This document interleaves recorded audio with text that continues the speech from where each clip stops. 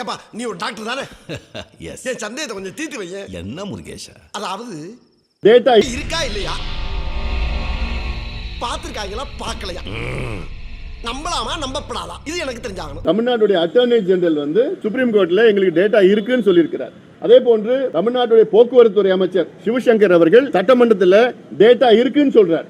அந்த டேட்டா படி வன்னியர்களுக்கு வந்து இவ்வளவு கிடைக்குது, அப்படி கிடைக்குது, இப்படி கிடைக்குதுன்னு ஒரு அமைச்சர் சட்டமன்றத்துக்குள்ள சொல்றார். அப்போ தமிழ்நாடு அரசு டேட்டா வச்சுக்கிட்டு பேக்வர்ட் கிளாஸ் கமிஷன் டேட்டா கொடுக்காம இருக்கிறாங்க. அப்போ இதுதான் உண்மை நிலவரம். டேட்டா இருக்கு அவங்க கிட்ட, அது டேட்டா வந்து பிசி கமிஷன் கொடுக்க மாட்டாங்க. இல்லனா ஏன் போக்குவரத்து துறை அமைச்சர் சட்டமன்றத்துக்குள்ள டேட்டா பத்தி பேசுறார், டேட்டா இருக்குன்னு பேசுறார். உடனடியாக இருக்கிற டேட்டா கொடுங்க, இல்ல டேட்டா இல்லைன்னா சர்வே வந்து உடனடியாக தொடங்குங்க. பீகார்ல முடிச்சிட்டாங்க, இப்ப ஆந்திரால நடத்திட்டு இருக்காங்க, தெலுங்கானால நடத்துறாங்க, கர்நாடகால முடிச்சிட்டாங்க, ஒரிசால நடத்துறாங்க, ஜார்க்கண்ட்ல நடத்துறாங்க. இவ்வளவு மாநிலத்தில் நடக்கிறப்போ தமிழ்நாடுக்கு மட்டும் என்ன வேற? தமிழ்நாடு இந்தியாவில் தானே இருக்கு.